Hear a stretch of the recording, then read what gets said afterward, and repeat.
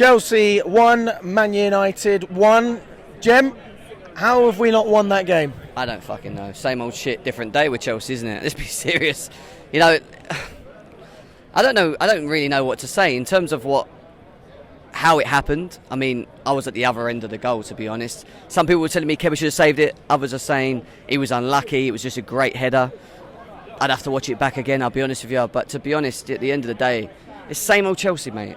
Same old Chelsea. You know, 86th minute, 87th minute, we go 1-0 up.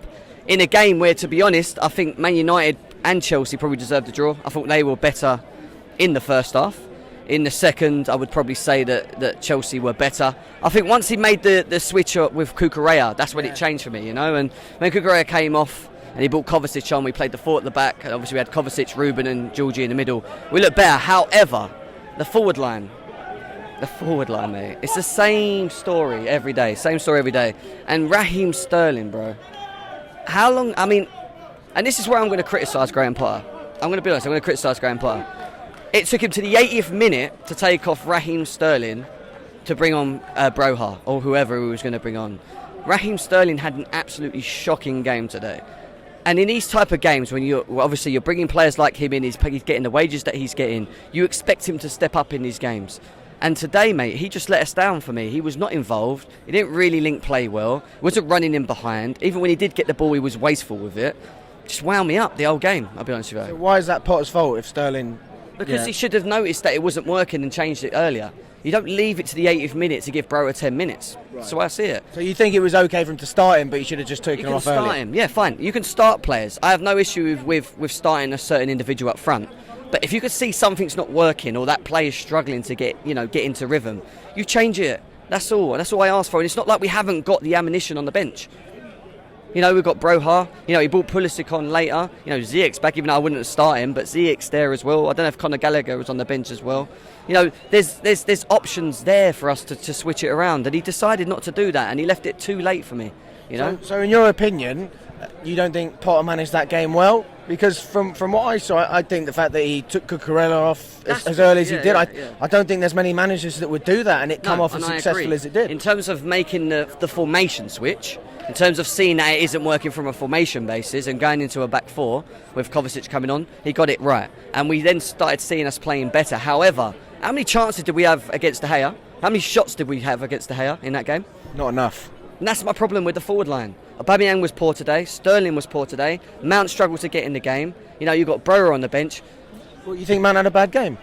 I don't think Mount really. I feel like Mount played quite well. He did off the ball. Don't get me wrong, and he always does that. He gives you that. He runs around the pitch. He works hard, etc., etc. But in terms of at the other end, what did we see? Did we see any link-up play? Did we see, creativity from any of them for each other? Did we see shots being made for each other? What did we see? I think that's harsh on Mount, because I think if there's one player who's getting stuck in, it was Mount. What did we do though? Like, how many shots? Yeah, but you can't count. You can't put it all on Mount. It's not just Mount. That's what I'm saying. Sterling, Aubameyang, all of them three. That's why I'm saying to him, he should have switched it around. You know, it comes to a point where I get why they start, because Aubameyang's started well. He scored 4 goals and whatever. Mount was great at Villa. Sterling, for example, started very well. But for me, we haven't really spoken about him in the last couple of games. Let's be serious. He hasn't been playing well. I was at Villa away. He was shocking. Him and Aubameyang was shocking up front. He came in from Brentford as a wing-back. Hard to criticise him. Fair enough. But, he started today's game, and it's a big game today, against Man United, a team we haven't beaten since 2017. What did he offer? What did he offer? The whole game. We struggled with him. And that's why I think Pulisic maybe should have come earlier. Maybe he could have thrown Broha on as well at a later, an earlier stage, not a late stage, at an early stage, not 80th minute. And maybe just give us something different. Give us something different, is all I'm asking. What about the goal at the end? What do you think about the way we conceded?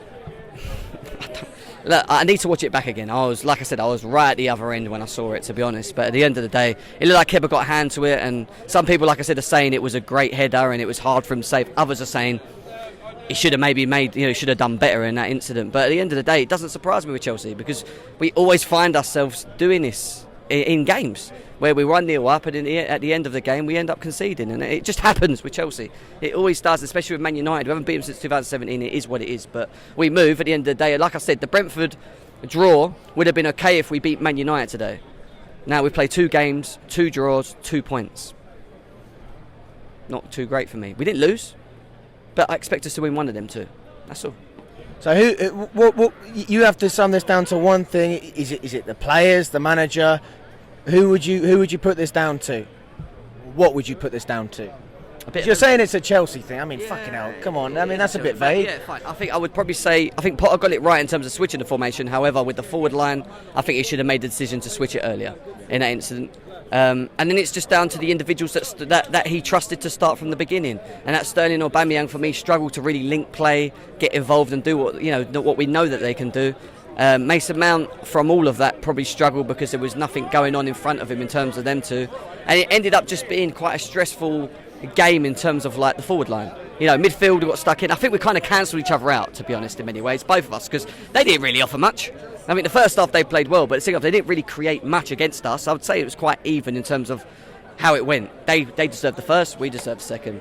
And it is what it is, mate. We moved to the second game, but I'm not too happy with how the forward line performed, and obviously Graham Potter making substitutions late.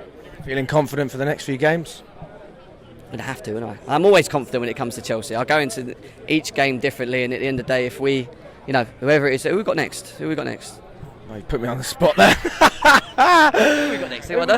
Brighton away. Yeah. His old team, isn't it, at the end of the day? So, yeah, we have to go there, and we need to see a performance because we haven't seen it at Aston Villa. We ain't really seen it at Brentford until later in the game. And today, better in the second half, but still not really there. And I kind of expect it, to be honest, because I keep saying with Graham Potter, you're not going to see Potter ball this season. I keep telling people, Potter ball's not happening this season. And I keep talking about the consistency of these players because they can't perform at the level that's required, game in, game out, to go and win the Premier League. And that's the difference for me. We need players, in my eyes.